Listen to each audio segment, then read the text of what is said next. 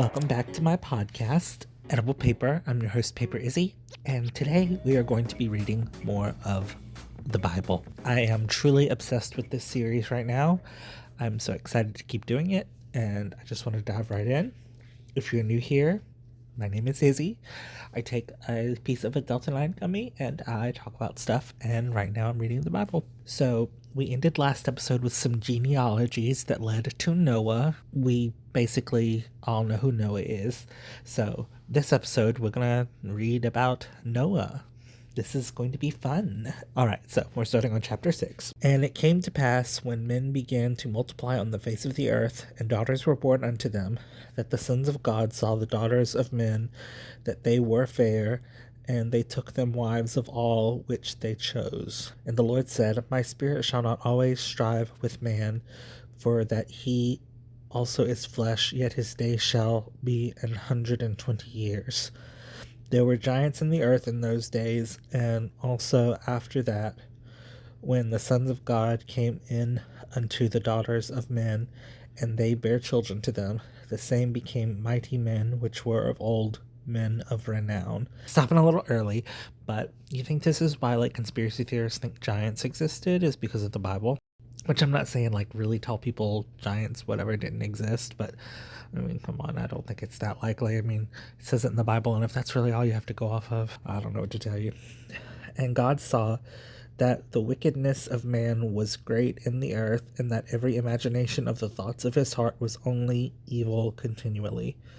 And it repented the Lord that he had made man on the earth, and it grieved him at his heart. But why is it grieving him? If he knew that was going to happen, why is he so upset about it, But Noah found grace in the eyes of the Lord. These are the generations of Noah.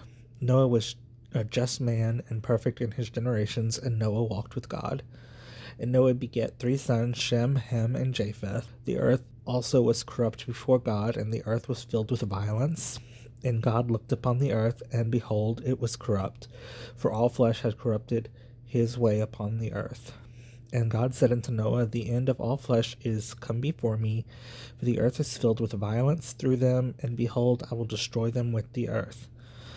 Make thee an ark of gopher wood. Rooms shalt thou make in the ark, and shalt pitch it within and without the pitch. Okay, so it keeps saying about how a lot of the sins they're corrupt and violent. So all these people who are Christian nationalists who are worshiping Donald Trump, he is a violent, corrupt person. So I just don't see how they can claim the high ground when these are the sins that God used as a reason to flood the earth. That's coming, spoiler alert. Hi, so this is Editing Izzy here. I did want to pop in and say I filmed this, or I recorded this before the murder of one Charlie Kirk, and it's just kind of interesting that I was talking about, violence and corruption before he was killed, which is still a very surreal thing. I did not like Charlie Kirk. I do not like Charlie Kirk. I refuse to sanitize his impact on the world, which I think was corruption and violence.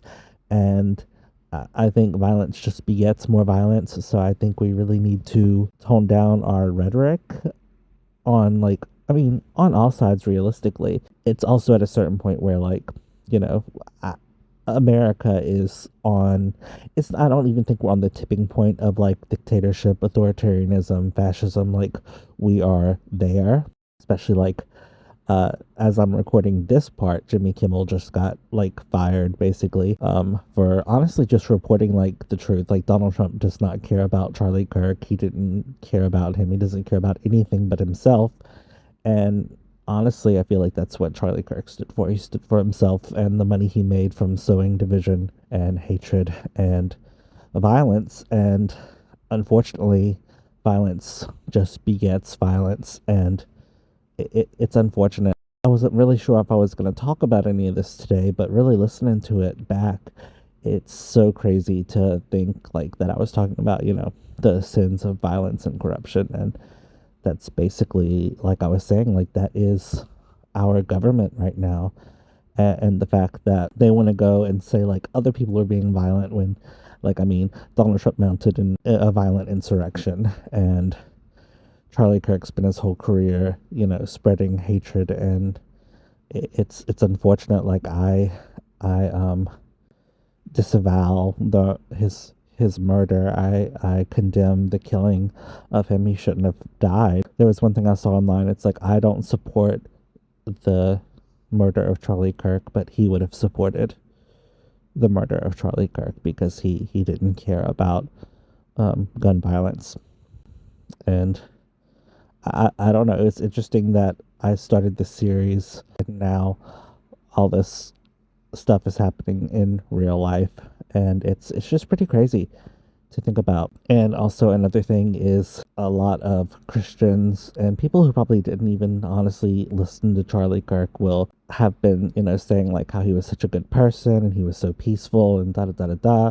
But if like you've listened to him for, I mean, even just a little bit, like, that's not the case. He was not a peaceful, kind person. He was a hateful, mean person. And the fact that so many people, claim to be Christians and support people that are like that and ignore all the bad things that somebody has done, and even like call him like a messenger of God, or like, like Jesus Christ. And I'm like, modern Christianity has no real idea of like Christ as a figure. And that's one of the big reasons I wanted to start this series, is because Christianity in its current form, I don't think is real Christianity. It's, you can't just sow hate and division and, be racist and homophobic and misogynistic and all the other things that are going on, like, and say you're a Christian. I'm sorry, I won't allow that. Not, I won't allow that like it means anything, but I feel like this is something that I've meant to be doing, is like trying to point out like, hey, I was raised as a Christian. I I was told, be ye kind one to another. And like even right now in these Bible verses about violence and corruption, that's the reason God flooded the earth. And it's so on the nose. It's interesting that it happened this way. And I just wanted to come in here and say that um, I condemn violence. Y'all don't go out and shoot nobody, please. I mean, there's so many Americas. We're at the end of America, but let's get back to some of the fun parts of this podcast. I just had to come in and say a few words about that. Verse 15. And this is the fashion which thou shalt make of it. The length of the ark shall be 300 cubits, the breadth of it 50 cubits, and the height of it 30 cubits. A window shalt thou make to the ark, and in a cubit shalt thou finish it above. And the door of the ark shalt thou set in the side thereof, with lower, second, and third stories shalt thou make it. And behold, I, even I, do bring a flood of waters upon the earth to destroy all flesh, wherein is the breath of life from under heaven, and everything that is in the earth shall die. But with thee will I establish my covenant, and thou shalt come into the ark, thou and thy sons, and thy wife, and thy sons' wives with thee. And every living thing of all flesh, two of every sort, shalt thou bring into the ark, to keep them alive with thee. They shall be male and female, of fowls after their kind, and cattle after their kind, of every creeping thing of the earth after his kind. Two of every sort shall come unto thee, to keep them alive. And take thou unto thee of all food that is eaten, and thou shalt gather it to thee, and it shall be food for thee and for them. Thus did Noah according to all that God commanded him, so did he. All right, so that's the end of chapter 6. So far, like, nothing that exciting. God's just like, hey, this is how to build the ark. I'm gonna kill everybody. Okay, which this to me, like, Noah's Ark has always been like framed, like it's one of the children's stories, because like there's animals like on a boat, and so everything looks really cute, but it's like there are all these animals and Noah's family stuck on a boat, like dark, filled with shit and piss and fighting animals, that sounds like a nightmare. Like, that does not sound fun at all, and they would have had to been there for a long time. Like, that is, one, doesn't seem possible. Two, if it is possible, oh my god, the horror. Let's move on to chapter 7. And the Lord said unto Noah, Come thou and all thy house into the ark, for thee I have seen righteous before me in this generation. Of every clean beast thou shalt take to thee by sevens, the male and his female, and of the beasts that are not clean by two, the male and his female. Of fowls also of the air by sevens, the male and the female, to keep seed alive upon the face of all the earth. For yet 7 days I will cause it to rain upon the earth, 40 days and 40 nights, and every living substance that I have made will I destroy from off the face of the earth. And Noah did according unto all that the Lord commanded him. And Noah was 600 years old when the flood of waters was upon the earth. 600 building a boat. This is really stretching the imagination. And also, like, what about the fish? Like, did they have fish on the ark? Because, like, if you mix, like, the different waters for different fish, like, that's just gonna kill them. I mean, get an aquarium and you'll see that. So, what were they doing with the fish? Okay, verse 7.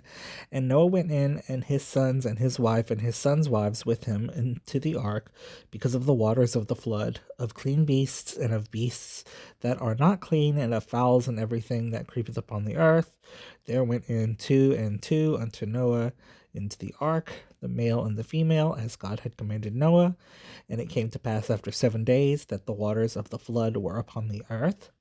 In the 600th year of Noah's life, in the 2nd month, the 17th day of that month, the same day were all the fountains of the great deep broken up, and the windows of heaven were opened.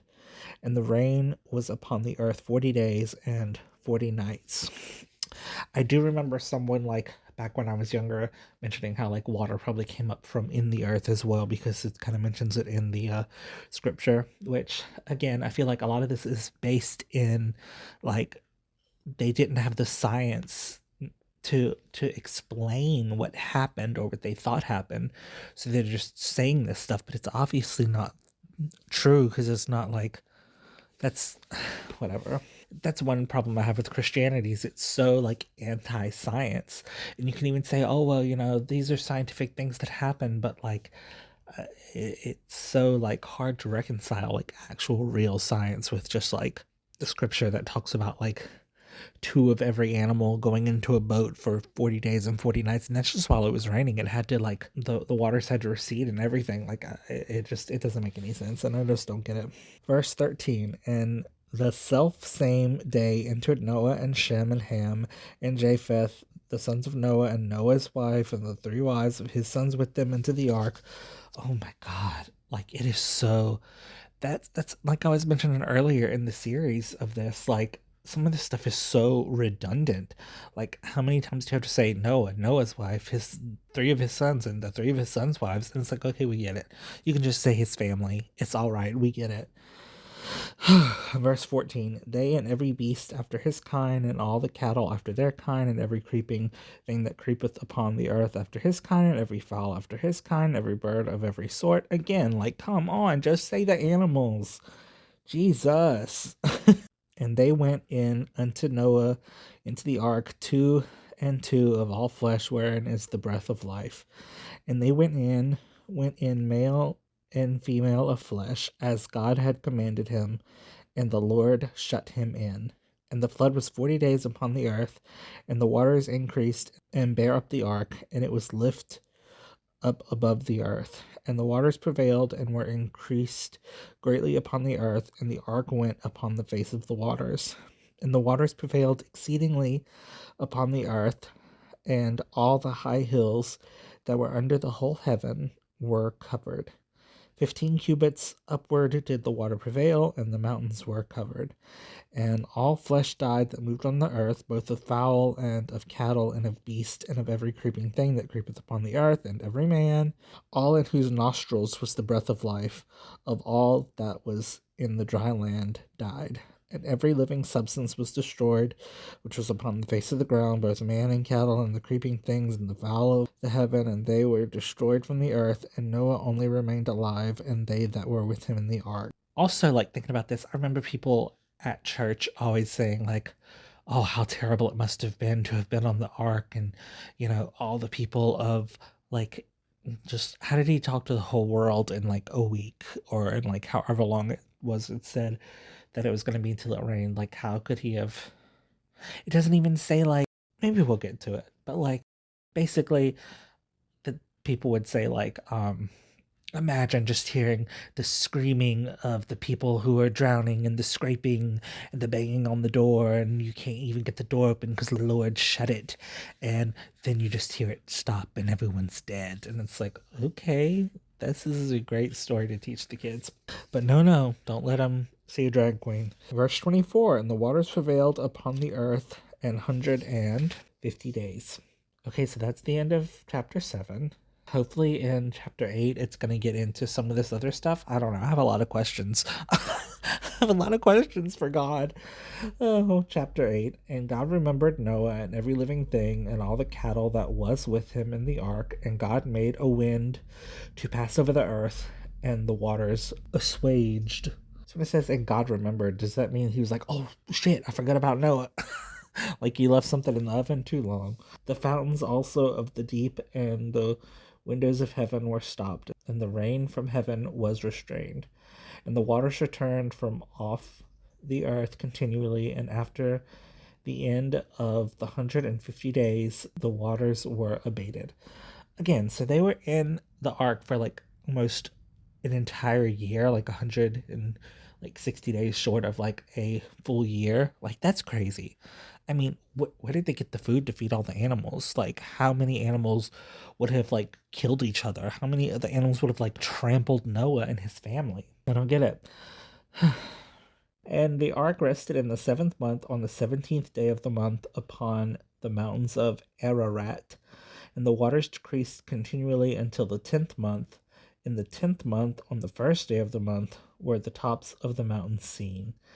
And it came to pass at the end of 40 days that Noah opened the window of the ark which he had made, and he sent forth a raven, which went forth to and fro until the waters were dried up from off the earth.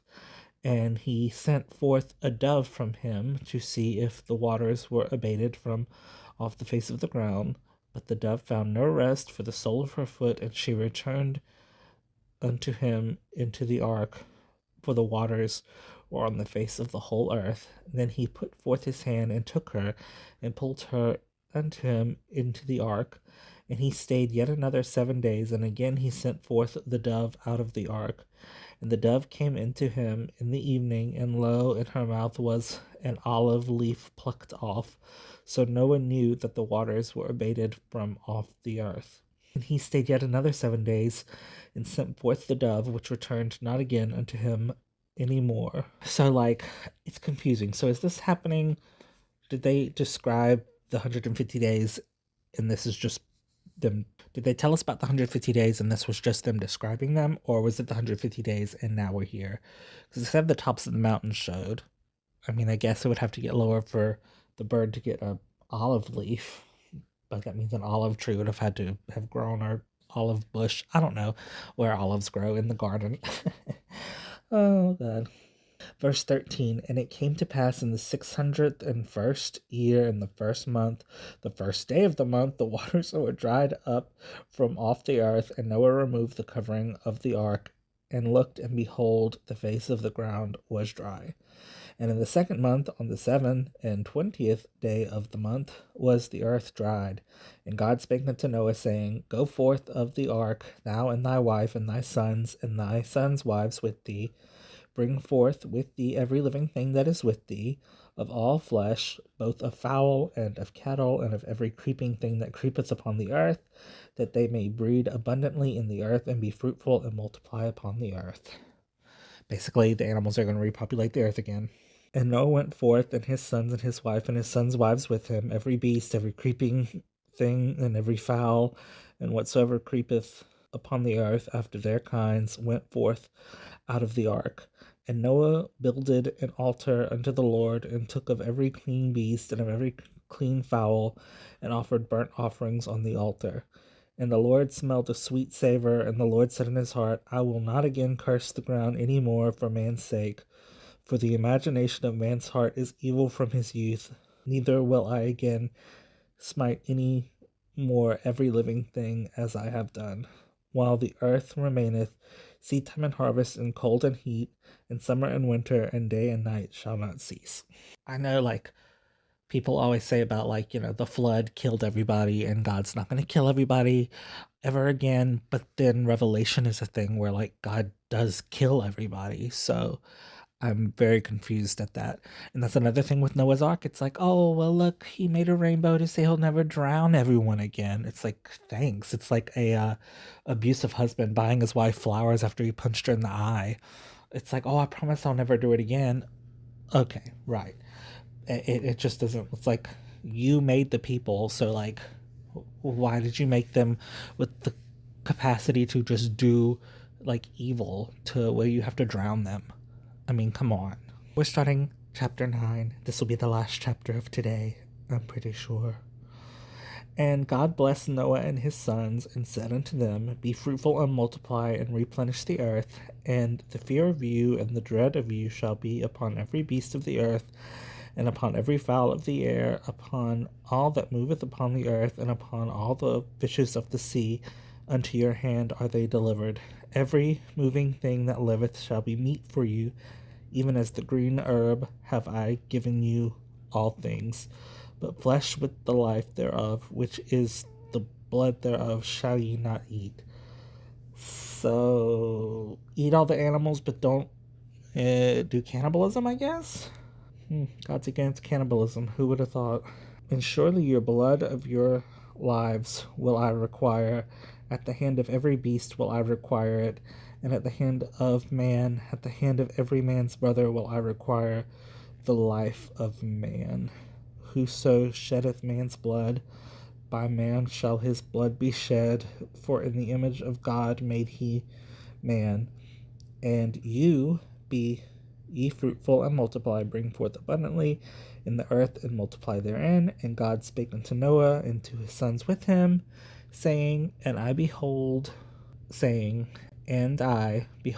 I establish my covenant with you, and with your seed after you, and with every living creature that is with you, of the fowl, of the cattle, and of every beast of the earth with you, from all that go out of the ark to every beast of the earth. And I will establish my covenant with you, neither shall all flesh be cut off any more by the waters of a flood, neither shall there any more be a flood to destroy the earth. And God said, This is the token of the covenant which I make between me and you and every living creature that is with you for perpetual generations. I do set my bow in the cloud, and it shall be for a token of a covenant between me and the earth.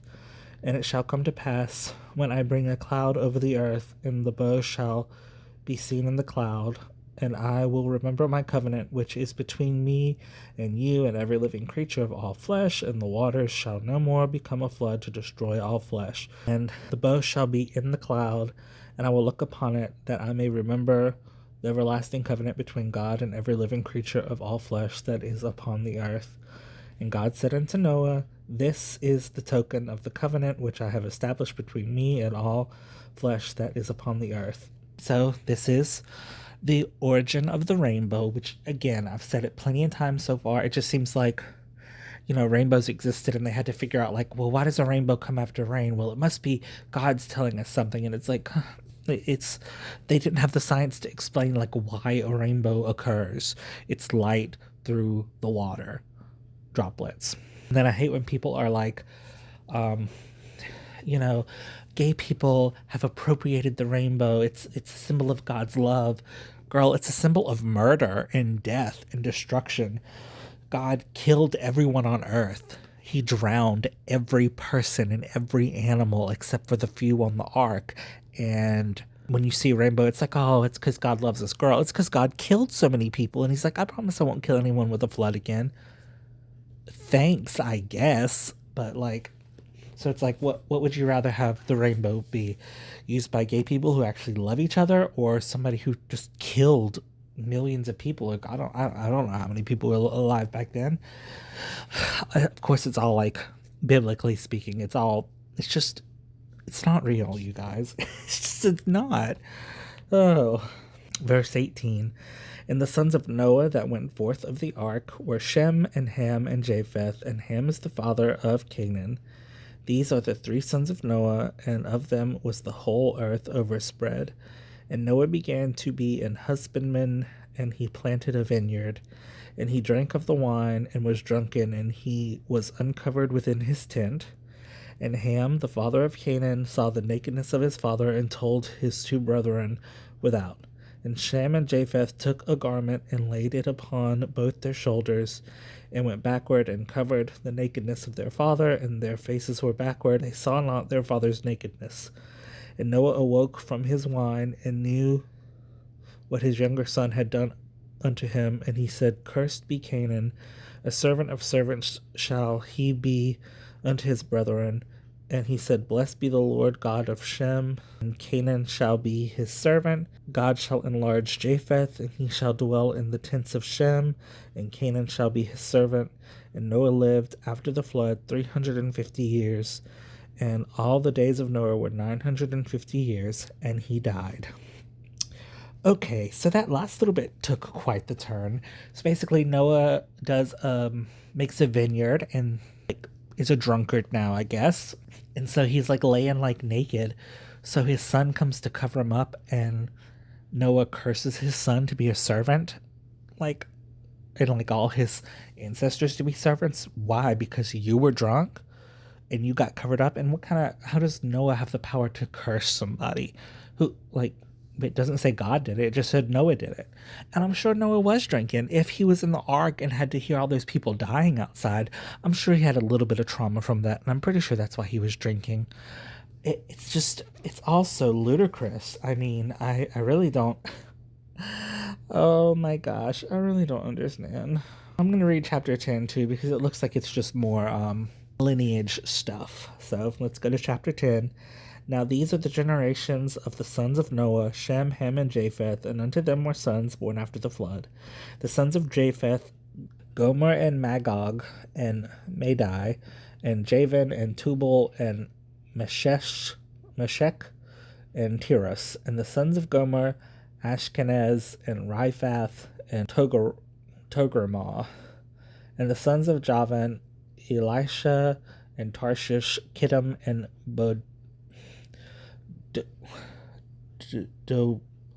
hold on, I have like dyslexia, I'm sorry. Is that a B or a D? No, that's a, hold on, I'm struggling. Okay, Dod Anim. By these were the isles of the Gentiles divided in their lands, every one after his tongue, after their families, in their nations. And the sons of Ham, Cush and Mizraim, and Phut and Canaan. And the sons of Cush, Seba and Havilah, and Sabta, and Ramah, and Sabatek. And the sons of Ramah, Sheba and Dedan. And Cush begat Nimrod. He began to be a mighty one in the earth. He was a mighty hunter before the Lord. Wherefore it said, even as Nimrod the mighty hunter before the Lord. And the beginning of his kingdom was Babel, and Erech, and Akkad, and Calneh, in the land of Shinar. Out of that land went forth Ashur, and builded Nineveh, and the city Rehoboth, and Calah, and Rezin between Nineveh and Calah. The same is a great city. Okay, so like we were saying, there's just more lineage. Nimrod comes up. I'm pretty sure he's important for the Tower of Babel. Obviously, Nimrod is still a thing. Like people say, like an insult for someone being stupid, and this is kind of like the origin of that, which is kind of crazy. Like again, it's something that is in our society, and it just permeates from this old book that's existed for all these years. I don't know. And it's interesting because I did look a bit. The first verse of chapter 11 is, "And the whole earth was of one language and of one speech." But here in verse 5 of chapter 10, it says, "By these were the isles of the Gentiles divided in their lands, every one after his tongue." So, did they all speak a different language, or did they all speak the same language, or what? I need clarification. Back to chapter 10, I guess, verse 13.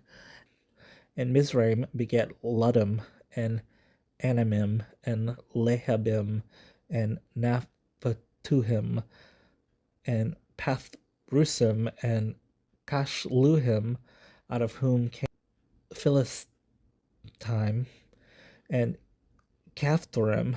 And Canaan begat Sidon, his firstborn, and Heth, and the Jebusite, and the Amorite, Girgasite, and the Hivite, and the Archite, and the Sinite, and the Arvadite, and the Zemorite, and the Hamathite, and abroad were the families of Canaanites spread abroad." So I guess those are just different, like, families or different, like, races of people. I really don't know. It sounded like talking about, like, freaking geometry, or not geology. Oh, God, that's something. It's just, there's so many names. "And the border of the Canaanites was from Sidon, as thou comest to Gerar, unto Gaza, as thou goest unto Sodom, and Gomorrah, and Admah, and Zeboim, even unto Lasha." Okay, so Gaza is mentioned in the Bible before Jerusalem or Israel. Isn't that interesting? Isn't that interesting? "These are the sons of Ham after their families, after their tongues, in their countries, and in their nations. Unto Shem also, the father of all the children of Eber, the brother of Japheth the elder, even to him were children born. The children of Shem, Elam, and Asher, and Arphaxad, and Lud, and Aram. And the children of Aram, Uz, and Hol, and Gether, and Mash, and Arphaxad beget Selah, and Selah beget Eber. Unto Eber were born two sons. The name of one was Peleg, for in his days was the earth divided, and his brother's name was Joktan, and Joktan begat Almodad, and Seleph, and Hazar, Mavith, and Jerah, and Hadaram, and Uzal, and Dikla, and Obal, and Abimael, and Sheba, and Ophir, and Havilah, and Jobab. All these were the sons of Joktan, and their dwelling was from Mesha, as thou goest unto Sephar, a mount of the east. These are the sons of Shem, after their families, after their tongues, and their lands, after their nations. These are the families of the sons of Noah, after their generations in the nations. And by these were the nations divided in the earth after the flood." All right, I'm cutting it there. What the fuck was it? Oh my God. The names. The names. Why is that important? Why do I need to learn about Obal and Havilah and Jobab and Almodad? Oh God.